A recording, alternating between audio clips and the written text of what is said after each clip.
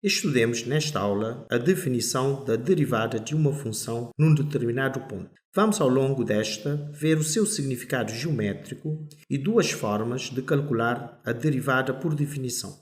Comecemos por considerar o caso de um móvel que percorre um determinado espaço num determinado tempo. Procuremos um significado geométrico deste percurso com base na figura que vamos construir. No nosso referencial, os eixos vão relacionar o espaço e o tempo de percurso do móvel. Suponhamos que a seguinte curva represente o seu movimento.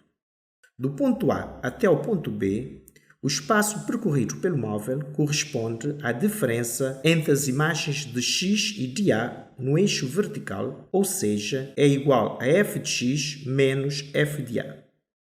O tempo de percurso gasto corresponde à diferença entre as abscissas x e A no eixo horizontal, ou seja, x menos A. Ora, a velocidade média de um móvel é o espaço percorrido por uma unidade de tempo e é representada da seguinte forma. A velocidade é a razão entre o espaço e o tempo de percurso. A expressão f de x menos f de A chamamos acréscimo ou incremento na variável y. A expressão x menos A chamamos acréscimo ou incremento na variável x. Ao quociente entre estes dois incrementos, designamos por razão incremental. Bem, a definição da derivada de uma função num ponto está relacionada com o cálculo do limite da razão incremental quando a variável x se aproxima do ponto pretendido. Ao limite, se houver, da razão incremental quando x tende para A, damos o nome de derivada da função f no ponto de abscissa A. Esta derivada pode ser representada de várias formas. Apresentamos aqui 4. Vamos, ao longo da aula, usar a primeira forma. A derivada de f no ponto da abscissa A é dada pelo limite da razão incremental quando x tende para A. De modo perfeitamente semelhante, fazendo o incremento na variável x igual a uma variável h, a nossa variável x terá como expressão a mais h.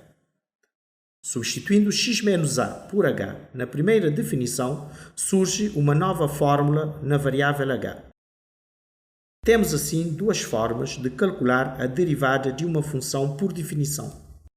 Notemos que a derivada de uma função num ponto é sempre uma indeterminação, uma vez que ambas as partes da razão incremental no limite tendem para zero. Portanto, calcular a derivada de uma função num ponto reduz-se no levantamento da indeterminação do tipo 0 sobre 0. Tomemos como exemplo o cálculo da derivada da função polinomial f de x igual a x ao quadrado menos 5x mais 4 no ponto da abscissa 2, utilizando a definição. Pela definição 1, comecemos por calcular a imagem da abscissa 2 por f. Substituindo o valor da abscissa na variável x, obtemos menos 2 como imagem de 2. A seguir, vem que a derivada de f no ponto 2 é o limite da razão entre a diferença das imagens de x e 2 e a diferença entre x e 2. Substituindo a função pela sua expressão e a imagem de 2 pelo seu valor, neste caso menos 2, temos a razão incremental resumida nesta expressão.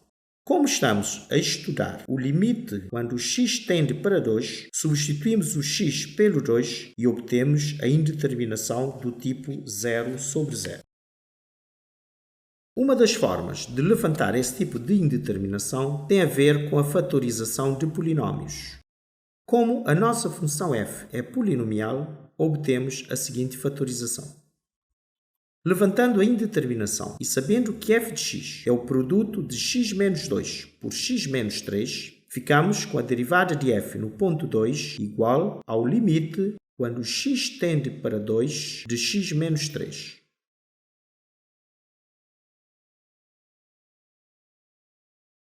Substituindo x por 2, obtemos o valor dessa derivada, que é menos 1. De modo análogo, utilizando a definição 2, vem que a derivada de f no ponto 2 é o limite quando h tende para zero de f de 2 mais h menos f de 2 sobre h. Substituindo na expressão da nossa função f a variável x por 2 mais h e a imagem de 2 pelo seu valor, obtemos o seguinte.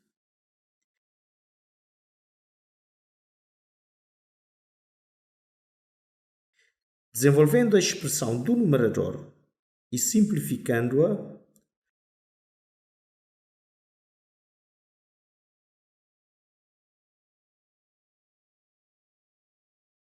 obtemos o limite quando h tende para zero de h ao quadrado menos h sobre h. Colocando o h em evidência no numerador, isto é, igual ao limite quando h tende para zero do produto de h por h menos 1 sobre h. Pela lei do corte, temos o limite de h menos 1 e substituindo o h por zero, obtemos menos 1, como o valor da derivada.